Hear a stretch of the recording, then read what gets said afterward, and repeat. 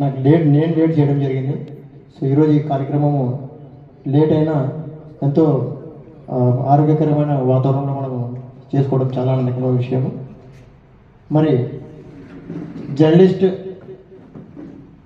అనే ఈ 4 అక్షరాలే, విలేకరి జర్నలిస్ట్ అనే 4 అక్షరాలే ఈ ప్రపంచంలోని ప్రతి దేశంలో అయితే రాష్ట్రాల్లో అయితే ఎక్కడ పోలేకపోయినా కూడా జర్నలిస్ట్ అనేది ఒక వెన్నుముక్క లాంటిది. ప్రజలకు ప్రభుత్వాలకు మధ్యలో వారధులుగా కొనసాగుతూ జీతభత్యాలు లేకుండా ఓన్లీ ప్రజల సేవ కోసం ఎప్పటికీ తపన పడేటటువంటి వృత్తి ఏదైనా ఉందంటే ఓన్లీ ఒక జర్నలిస్ట్ వృత్తి మాత్రమే. ఈ జర్నలిస్ట్ వృత్తి ప్రాణాపాయ స్థితిలో, ఫైర్ స్థితిలో ఎన్నో సంఘటనల్లో ఈ జర్నలిస్ట్ అనేది ఈ ఏమైతే పేరు కలిగిన వృత్తి కలిగిన వ్యక్తి ఉంటాడో కీలకమైన పాత్రలో పోషించి సమాజంలో మంచి వ్యవస్థని నెలకొల్పుతూ మరి ప్రజలకు అండగా ఉంటూ సేవలు నిఘ్నమై ఎప్పుడు ఎల్లవేళలా ప్రజల సేవలోనే ఉండే ఒకే ఒక వృత్తి వ్యవస్థకు సంబంధించిన వ్యవస్థ జర్నలిస్ట్ వ్యవస్థ. మరి ముఖ్యంగా ప్రభుత్వాలు ఎన్ని వచ్చినా జర్నలిస్టుల భవిష్యత్తు మాత్రము అక్కడక్కడే ఉండిపోయే పరిస్థితి మనం చూస్తున్నాం. జర్నలిస్టుల సమస్యలు తీర్చుకోవడానికి మనం ఎన్నో మనకు సంబంధించి సంఘాలని నిర్మించి చేస్తున్నాం. ఫ్రెండ్స్, మనకు చాలా యూనియన్లను చూసుకుంటాం. మనం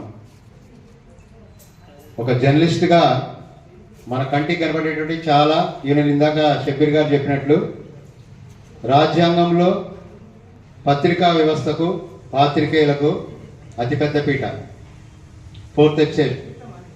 అంటే మనం కూడా ఇన్బిల్ట్, అంటే ఇప్పుడు మనకు మొబైల్లో ఇన్బిల్ట్ బ్యాటరీ ఎట్లా వస్తుందో రాజ్యాంగంలో కూడా మనం కూడా ఇన్బిల్ట్. అయితే రానున్నటువంటి భవిష్యత్తులో అయితేనేమి, ప్రస్తుతం ఉన్నటువంటి సమాజంలో పరిస్థితులు మనం గమనిస్తే వీటిని మనము మన యొక్క యాటిట్యూడ్స్తో వ్యక్తిగతమైనటువంటి పార్టీలకు ఆపాదించుకుంటున్నాం. ఇది 100% తప్పు అని చెప్తున్నాను నేను. జర్నలిస్టే. ఇంకొక ముఖ్య విషయం ఏంటంటే ప్రతి జర్నలిస్టుకు స్వేచ్ఛ ఉంటుంది. స్వేచ్ఛాయుత వాతావరణంలోనే వార్తలు రాయాల. అందుకే నిశితమైనటువంటి పరిశీలనాత్మక దృక్పథం కలిగినటువంటి వ్యక్తే పరిపూర్ణమైనటువంటి జర్నలిస్ట్. ఎవరో చెప్పిందో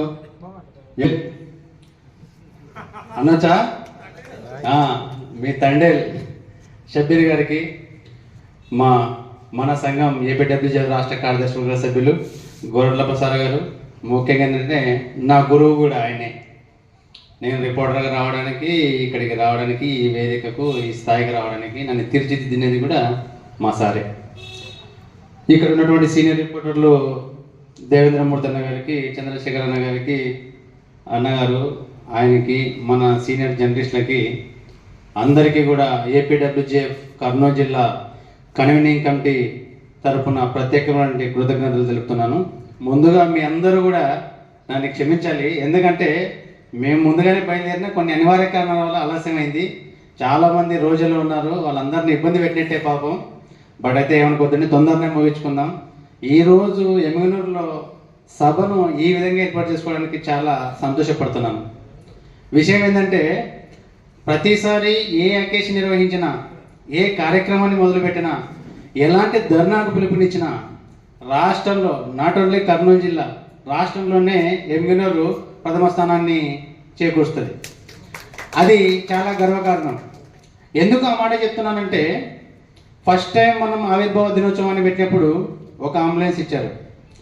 రెండవసారి ఆవిర్భావ దినోత్సవాన్ని షబ్బీర్ అధ్యక్షతన పెట్టినప్పుడు 2 అంబులెన్స్లు చెప్పారు.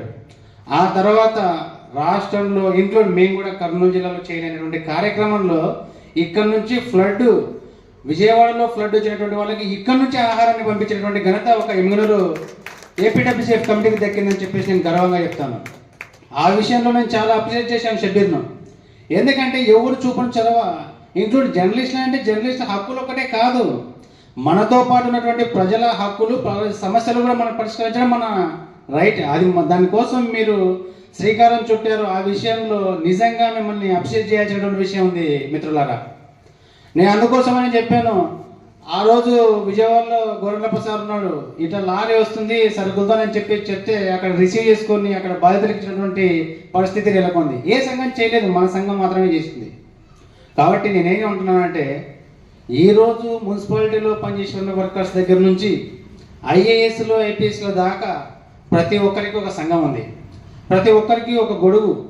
ఆ విధంగా ఉన్నప్పుడు జర్నలిస్టులకు ఎందుకు లేదు? నీకు కూడా తెలుసుతున్నా, అత్యంత తెలివిపరుడు ఎవరంటే జర్నలిస్టే.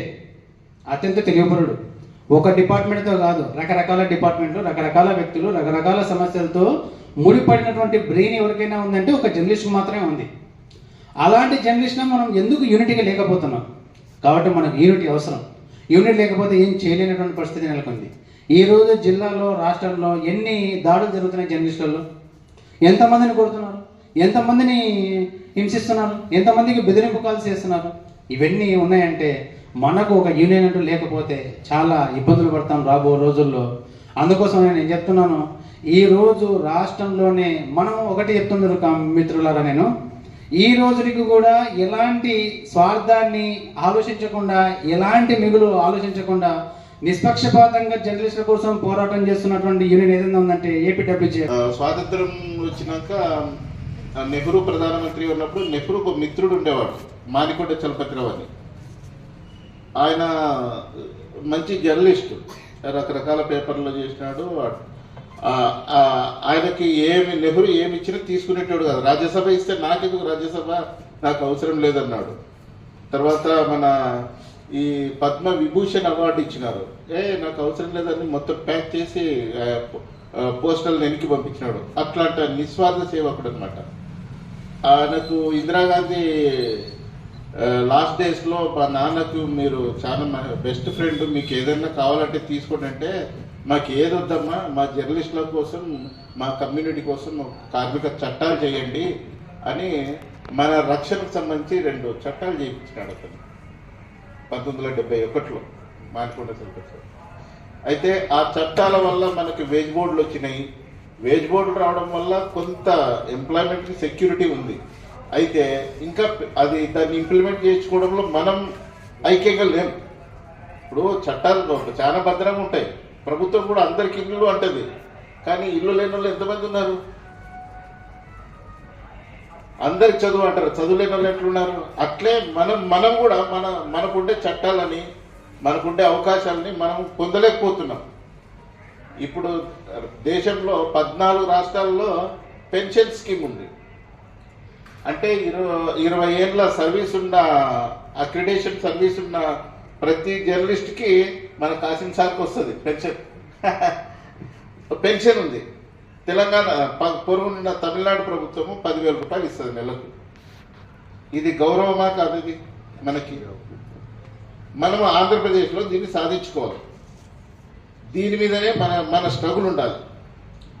తమిళనాడు ప్రభుత్వం చేస్తుంది, తర్వాత పక్కన ఒరిస్సా చేస్తుంది, ఛత్తీస్గఢ్ చేస్తుంది, అట్లా 14 రాష్ట్రాలు దీన్ని ఇంప్లిమెంట్ చేస్తున్నాయి. దీన్ని మనం సాధించుకుంటే మనం ధన్యులమవుతాం. దీనికోసం మనం ప్రత్యేకంగా మన federation, Andhra Pradesh working journalist federation అయితే, మనం ఏ ఉద్యమం చేపట్టినా అది అల్టిమేట్ ఫలితం వచ్చేంత వరకు వదిలిపెట్టాము. జనరల్గా అయితే మనం సబ్ఎడిటర్లకు అక్రిడేషన్ లేవు ఫస్ట్లో. ఎందుకంటే సబ్ఎడిటర్లు అనేవాళ్ళు జర్నలిస్టులు కాదు, వీళ్ళు జర్నలిస్టులను వేధించేటోళ్ళు అని ఒక సెక్షన్ని వాళ్ళ మీద వృత్తి చేసినాడు. కానీ మన ఫెడరేషన్ మాత్రం జర్నలిస్ట్ అంటే ఓన్లీ రాసేవాడు ఎక్కడ కాదు, వీడియో జర్నలిస్ట్ ఉంటాడు, ఫోటో జర్నలిస్ట్ ఉంటాడు, డెస్క్ జర్నలిస్ట్ ఉంటాడు, మనము జర్నలిస్టు. ఇట్లా అందరు కలిస్తేనే జర్నలిస్టు. తర్వాత మనతో పాటు అంటే ఇక్కడ ఈ అవసరాలు ఉండవని సిటీస్లో ఉంటారు. ఈ ఎడిషన్ ఆఫీసులు ఉంటాయి కదా, ఎడిషన్ ఆఫీసులో ప్రింటింగ్ వాళ్ళు ఉంటారు, వాళ్ళు కూడా క్రియాశీలకమే. వాళ్ళు కూడా క్రియాశీలకమే.